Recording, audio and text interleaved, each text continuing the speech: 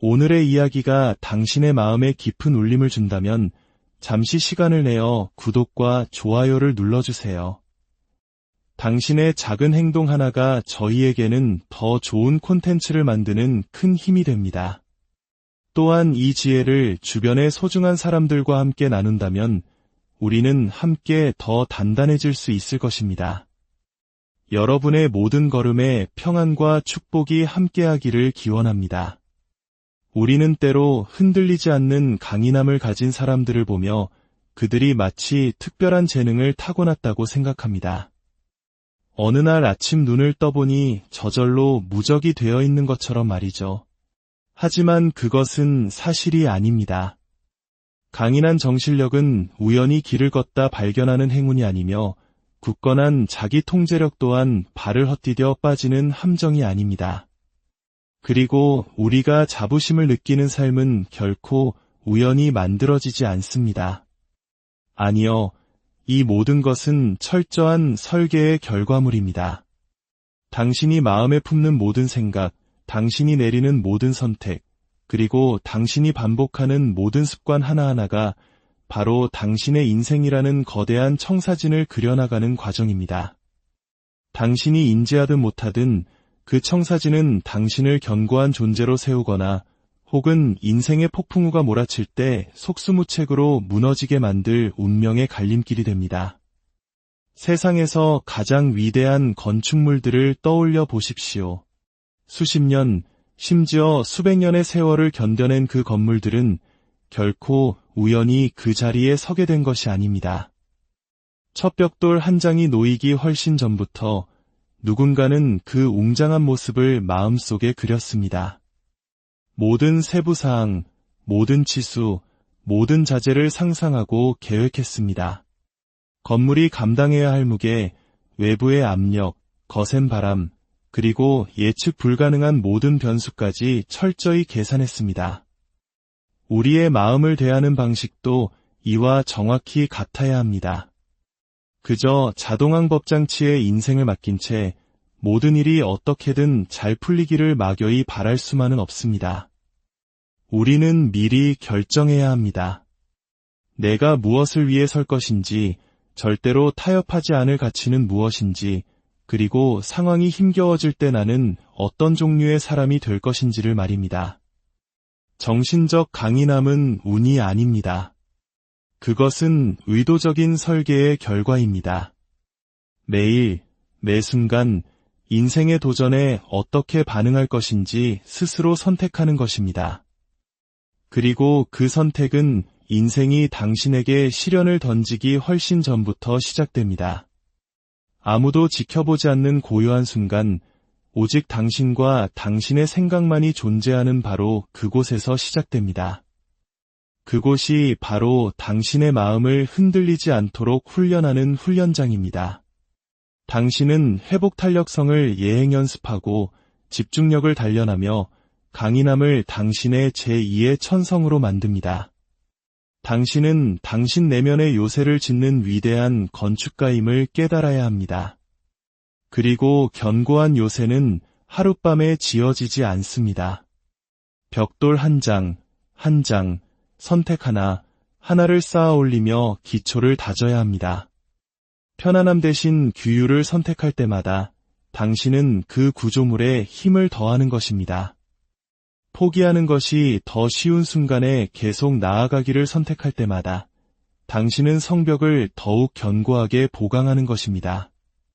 변명 대신 진실을 마주할 때마다 당신은 압박이 가해져도 전체가 무너지지 않도록 만전을 기하는 것입니다. 하지만 대부분의 사람들이 놓치는 부분이 있습니다. 위대한 설계에는 비전이 필요하다는 사실입니다. 만약 당신이 마음속으로 원하는 삶의 모습을 그리지 못한다면 당신은 결코 그것을 현실로 만들어낼 수 없습니다. 당신은 지금의 당신이 아닌 당신이 되어가는 과정에 있는 그 사람을 시각화해야 합니다. 만약 당신이 현재의 한계에 맞춰 인생을 설계한다면 당신은 정확히 지금 있는 그 자리에 머물게 될 것입니다. 하지만 당신의 잠재력에 기반하여 인생을 설계한다면 당신은 결코 무너지지 않을 무언가를 건설하게 될 것입니다. 문제는 대부분의 사람들이 폭풍우의 한가운데에 던져진 후에야 비로소 정신적 강인함에 대해 생각하기 시작한다는 점입니다. 하지만 비가 쏟아질 때 지붕을 짓는 사람은 없습니다. 맑은 날 미리 준비해야 합니다. 문제가 닥치기 전에 대비해야 합니다. 그렇게 할 때 인생의 시련이 닥쳐와도 당신은 당황하지 않습니다. 그저 이미 세워둔 계획을 침착하게 실행할 뿐입니다.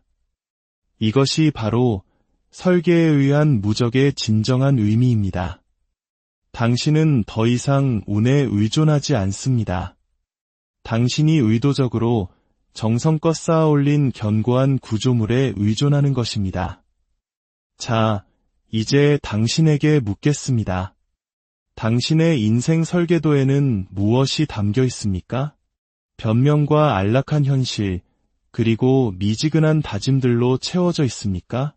아니면 용기, 규율, 그리고 스스로 일어설 수 있다는 흔들리지 않는 믿음으로 지어지고 있습니까? 기억하십시오. 당신이 사는 인생은 당신이 쌓아 올린 기초만큼만 강할 것입니다. 그리고 당신이 누구도 막을 수 없는 존재가 되기를 원한다면 그 기초는 반드시 흔들리지 않아야만 합니다. 인생은 우리를 시험합니다. 단 한 번으로 그치지 않습니다. 예상치 못한 순간에 혹은 이미 지칠 대로 지쳐 간신히 버티고 있을 때 시련은 거듭해서 우리에게 다가옵니다. 그 순간 우리는 시련이 올지 오지 않을지를 결정할 수 없습니다. 그것은 이미 정해진 일입니다.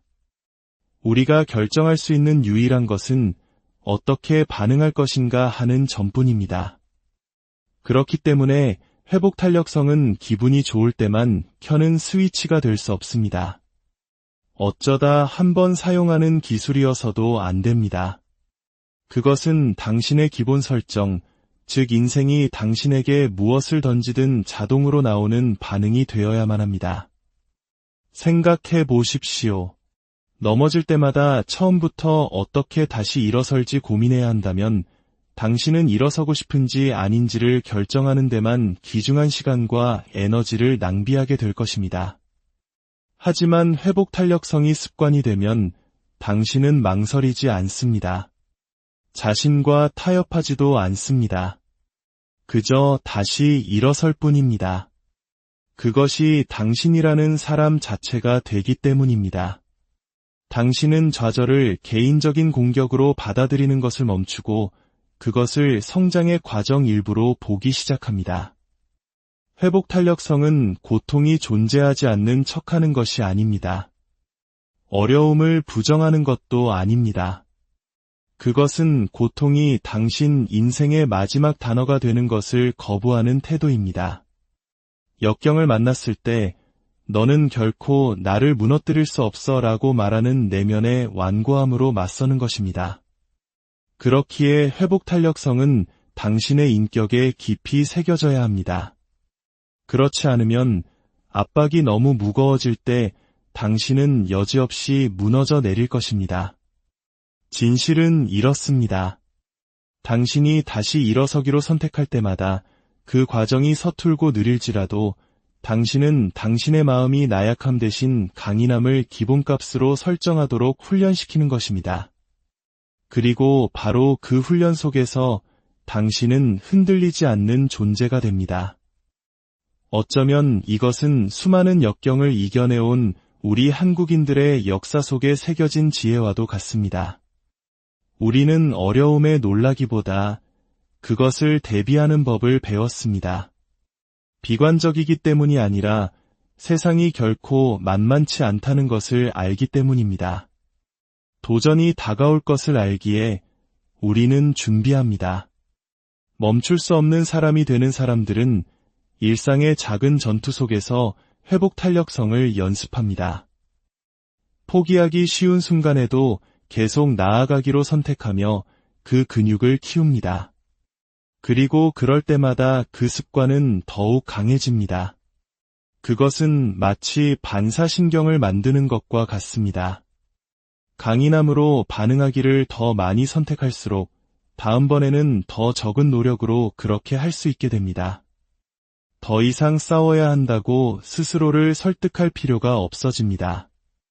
이것이 과연 가치 있는 일인지 의심하지도 않습니다. 그저 앞으로 나아갈 뿐입니다. 그것이 당신이 아는 유일한 방법이기 때문입니다. 이것이 바로 회복 탄력성의 가장 순수한 형태입니다. 억지로 만들어낸 반응이 아닌 자연스러운 본성 말입니다. 그리고 여기 가장 강력한 부분이 있습니다. 회복 탄력성은 단지 힘든 시기를 견디게 해주는 것에서 그치지 않습니다. 그것은 당신이 힘든 시기를 바라보는 관점 자체를 바꿉니다. 당신은 도전을 인생의 방해물로 보지 않고 자신을 더욱 날카롭게 갈고 닦을 기회로 보기 시작합니다. 인생이 당신을 넘어뜨릴 때마다 그것이 당신에게 더 강하게 돌아올 기회를 주고 있다는 것을 깨닫게 됩니다. 어떤 것도 당신을 오랫동안 묶어둘 수 없음을 스스로에게 증명할 기회를 말입니다. 그러니 인생의 시련이 닥쳐올 때, 그리고 그것은 반드시 올 것입니다. 당신은 그저 살아남는 데 그치지 않을 것입니다. 당신은 적응하고 성장하며 더 나은 사람이 될 것입니다. 회복 탄력성이 당신의 기본 설정이 될 때 세상이 당신에게 던지는 그 어떤 것도 당신을 바닥에 주저앉힐 수는 없을 테니까요. 당신은 매번 반드시 다시 일어설 것입니다. 이 세상에는 우리의 주의를 분산시키는 것들이 넘쳐납니다. 어디를 둘러봐도 무언가가 당신의 관심을 끌기 위해 싸우고 있습니다. 스마트폰의 알림, 다른 사람의 의견, 다른 모든 사람들이 무엇을 하고 있는지에 대한 끝없는 소음. 만약 당신이 조심하지 않는다면 이 모든 것들이 당신을 진정으로 중요한 것으로부터 멀어지게 할 것입니다. 이것이 바로 당신의 목표에 무섭게 집중하는 능력 없이는 정신적 강인함이 불가능한 이유입니다. 당신의 마음이 흩어지면 당신의 힘도 흩어집니다. 하지만 당신의 초점이 날카로워질 때 당신은 누구도 막을 수 없는 존재가 됩니다. 집중이란 단순히 올바른 일에 예라고 말하는 것이 아닙니다. 그것은 그 외의 모든 것에 아니오라고 말할 수 있는 용기를 갖는 것입니다. 그것들이 아무리 유혹적일지라도 당신을 사명으로부터 멀어지게 한다는 것을 알기에 단호히 끊어내는 것입니다. 사실 대부분의 사람들은 무언가를 성취할 수 없어서 실패하는 것이 아닙니다.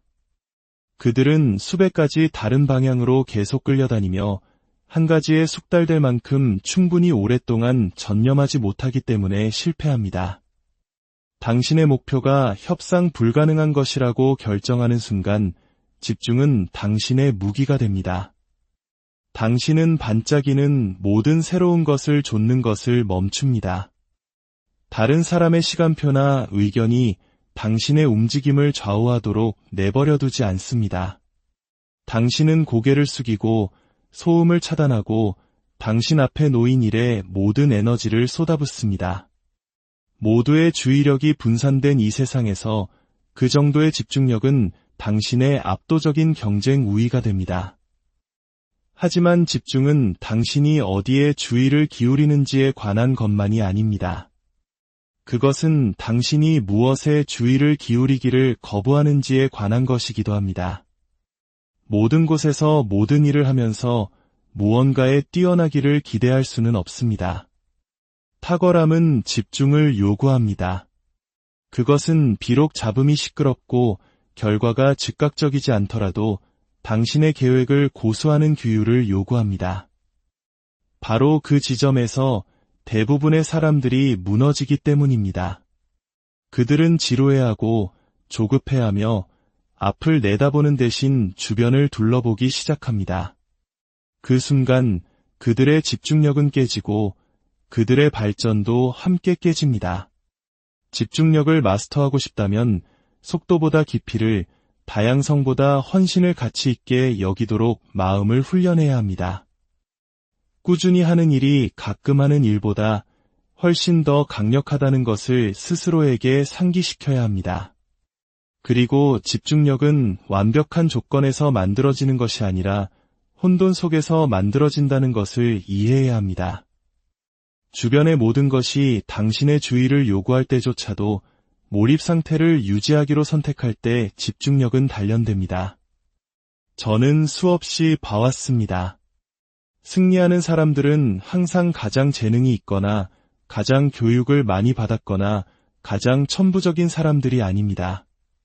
그들은 나는 내가 무엇을 원하는지 안다. 나는 어디로 가고 있는지 안다. 그리고 나는 그 길에서 벗어나는 것을 거부한다. 라고 말할 수 있는 사람들입니다. 그것이 집중력입니다. 그것이 힘입니다. 그것이 바로 당신의 삶이 당신을 통제하게 두는 대신 당신이 당신의 삶을 통제하는 방법입니다. 일단 당신이 온전히 몰입하고 전적으로 헌신하고 포기라는 선택지를 제거해버리면 주의를 산만하게 하던 것들은 당신에 대한 힘을 잃게 됩니다. 당신은 주변의 모든 것에 반응하는 것을 멈추고 당신 앞의 길을 창조하기 시작합니다. 그것이야말로 당신을 멈추려 하는 모든 것에 이협적인 존재로 만드는 정신적 명료함입니다. 당신의 집중력이 흔들리지 않을 때 당신의 발전 또한 흔들리지 않기 때문입니다. 인생에는 당신의 모든 감정 버튼을 누르는 순간들이 있을 것입니다. 좌절감이 치솟고 분노가 타오르며 두려움이 스며들어 당신의 결정을 장악하려는 순간들. 그 순간 정신적 강인함은 상황을 통제하는 것이 아닙니다. 그것은 바로 자기 자신을 통제하는 것입니다. 그것이 바로 힘의 진정한 척도입니다. 얼마나 크게 소리칠 수 있는지가 아니라 얼마나 빨리 반응할 수 있는지가 아니라 압박이 최고조에 달했을 때 얼마나 평정심을 유지할 수 있는지에 달려 있습니다. 대부분의 사람들은 실제 도전에 직면하기도 전에 자신의 마음속 전투에서 패배합니다. 그들은 감정이 운전대를 잡도록 내버려 둡니다. 그리고 일단 그렇게 되면 그들은 더 이상 선택을 하는 것이 아니라 그저 반응할 뿐입니다. 하지만 당신이 감정적 규율을 마스터하면 당신은 통제권을 되찾게 됩니다. 순간의 열기가 당신의 행동을 좌우하도록 내버려두는 것을 멈춥니다. 움직이기 전에 생각하고 말하기 전에 결정하며 충동 대신 의도를 가지고 행동합니다. 이것은 당신이 아무것도 느끼지 않는 척하는 것에 관한 것이 아닙니다. 당신은 인간입니다. 좌절, 실망, 두려움을 느낄 것입니다. 그러나 감정적 규율은 당신이 그 감정들이 당신의 주인이 되는 것을 거부한다는 것을 의미합니다. 당신은 그것들을 인정하지만 그것들에 복종하지는 않습니다. 당신은 일시적인 감정이 조심하지 않으면 영구적인 실수로 이어질 수 있다는 것을 이해합니다. 그래서 순간이 당신을 지배하도록 내버려두는 대신 당신은 당신의 가치, 당신의 사명, 그리고 더 큰 그림에 자신을 고정시킵니다. 가장 어려운 부분은 이 규율이 압박이 오기 전에 미리 구축되어야 한다는 것입니다. 폭풍의 한가운데서 평정을 유지하는 법은 폭풍이 오기를 기다림으로써 배울 수 없습니다. 당신은 일상의 순간들, 작은 좌절들, 사소한 지연들, 그리고 누군가가 당신을 발끈하게 만드는 말을 하는 순간들 속에서 연습해야 합니다. 반응 대신 인내를 선택할 때마다 당신은 앞으로 다가올 더 큰 전투를 위해 자신을 훈련시키는 것입니다. 분노를 터뜨리는 대신 심호흡을 할 때마다 당신은 상황이 위태로울 때 당신을 굳건히 지켜줄 통제력을 강화하는 것입니다. 실수하지 마십시오. 압박은 반드시 올 것입니다. 당신의 인내심을 시험하는 사람들이 있을 것이고 당신을 혼란에 빠뜨리기 위해 설계된 것처럼 보이는 상황들이 있을 것이며 당신이 이룩한 모든 것을 무너뜨리겠다고 이어파는 도전들이 있을 것입니다. 감정적 규율이 없다면 당신은 중요하지 않은 일에 에너지를 낭비하고 중요한 일에 대한 집중력을 잃게 될 것입니다. 하지만 그것이 있다면 당신은 힘을 보존하고 더 나은 결정을 내리며 상황이 아무리 격렬해져도 계속해서 앞으로 나아갈 것입니다. 저는 사람들이 능력이 없어서가 아니라 결정적인 순간에 자신을 통제하지 못해서 모든 것을 잃는 것을 보았습니다. 한 번의 성급한 결정, 한 번의 부주의한 반응으로 수년간의 노력이 무너질 수 있습니다. 하지만 저는 또한 다른 모든 사람들이 평정심을 잃었을 때 냉정함을 유지했기 때문에 이길 수 없었던 싸움에서 이기는 사람들도 보았습니다. 그것이 감정적 규율이 만드는 차이입니다. 그것은 당신이 전략적으로 행동하고 장기적인 개임을 하며 가장 혼란스러운 상황 속에서도 결국 정상에 오를 수 있게 해줍니다. 당신이 폭풍의 한가운데 서서 바람을 느끼고 소음을 듣고 긴장감을 감지하면서도 여전히 마음을 맑게 유지하고 행동을 신중하게 할 수 있을 때 당신은 대부분의 사람들이 결코 도달하지 못하는 수준의 강인함에 이른 것입니다. 그 공간에서는 당신 외부의 어떤 것도 당신 내부에서 일어나는 일을 통제할 힘을 갖지 못하기 때문입니다. 그리고 당신이 그것을 소유할 때 당신은 결과마저도 소유하게 됩니다. 동기부여는 불꽃이지만 목표의식은 다른 모든 것이 사라졌을 때도 계속 타오르는 불입니다. 당신은 아침에는 의욕이 넘치다가도 오후에는 기진맥진할 수 있습니다. 하지만 당신이 목표의식에 의해 움직일 때 당신은 그 감정이 사라진 후에도 오랫동안 계속해서 움직일 것입니다. 그것은 목표의식이 지금 당장 당신이 어떻게 느끼는지에 기반하지 않기 때문입니다. 그것은 훨씬 더 깊은 곳에 뿌리를 두고 있습니다. 그것은 너무나 강력한 이유에 닻을 내리고 있어서 아무리 많은 고난도 당신을 돌아서게 설득할 수 없습니다. 당신이 명확한 이유를 가지고 깨어날 때 장애물이 사라지는 것은 아니지만 그것들은 더 이상 당신에게 이전과 같은 힘을 갖지 못합니다. 당신은 오늘 이걸 할 기분이 드나? 라고 묻는 것을 멈추고 이것이 내가 여기에 온 이유이고 아무것도 나를 막을 수 없다라고 말하기 시작합니다. 목표의식은 동기부여가 당신을 방황하게 할 때 방향을 제시합니다. 동기부여가 당신을 포기하게 할 때 규율을 줍니다. 동기부여가 당신을 방관자로 만들 때 힘을 줍니다. 사실 동기부여는 상황이 좋을 때 쉽습니다. 길이 순탄하고 결과가 빨리 나오고 모두가 당신을 응원할 때 누구나 의욕을 가질 수 있습니다. 하지만 목표의식은 어두운 날에 그 힘을 보여줍니다.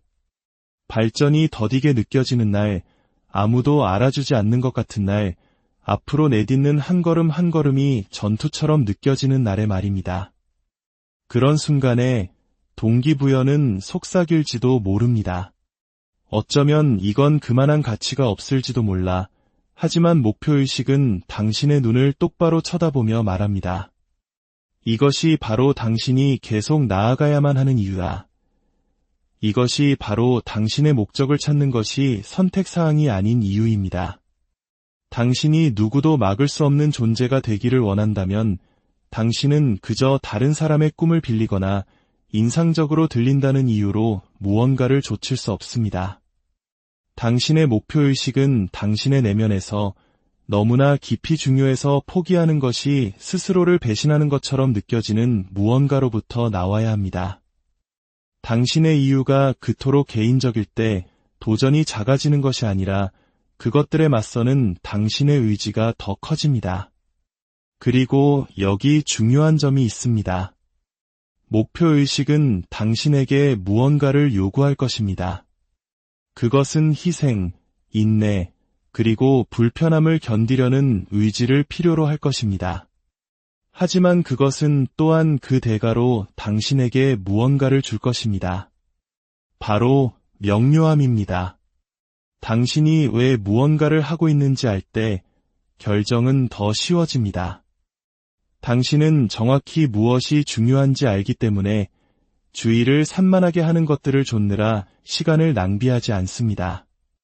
일이 힘들어질 때 무너지지 않습니다. 모든 노력이 사명의 일부라는 것을 이해하기 때문입니다. 목표의식에 의해 움직이는 사람에게는 다른 종류의 힘이 있습니다.